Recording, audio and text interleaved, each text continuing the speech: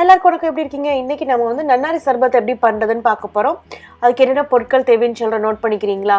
இதுக்கு நம்ம வந்து பாதாம் பிசின் நம்ம இதில் சேர்க்க போகிறோம். பாதாம் பிசின் என்னதுன்னா, பாதாம் பிசின்னு சொல்லி நீங்கள் கடையில் கேட்டிங்கன்னா கல்கண்டு மாதிரி இருக்கும். அதை நீங்கள் தண்ணியில் ஒரு 4 மணி நேரம் ஊற போட்டு எடுத்திங்கன்னா இந்த மாதிரி ஜெல்லி மாதிரி வலுவலுன்னு வந்துடும்.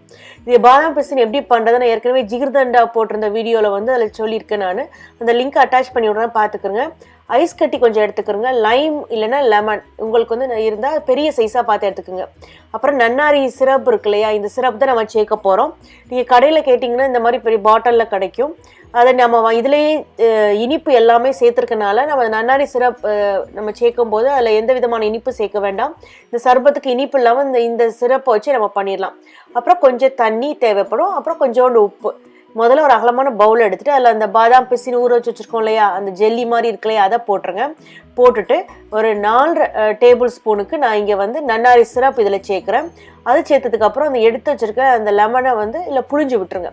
கொஞ்சோண்டு உப்பு சேர்த்துக்கிறோங்க. அதுக்கப்புறம் தண்ணி சேர்த்துக்கலாம்.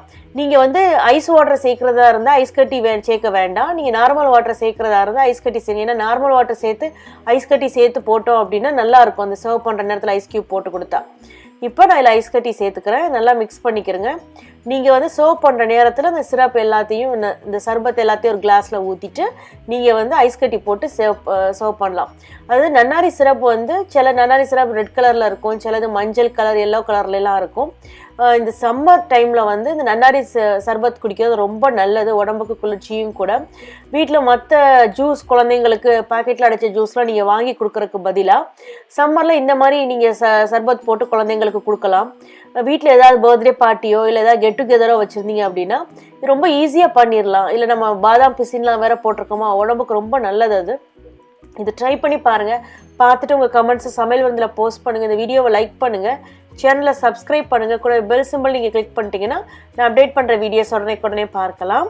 நம்ம இன்னொரு வீடியோவில் சந்திக்கலாம். நன்றி, வணக்கம்.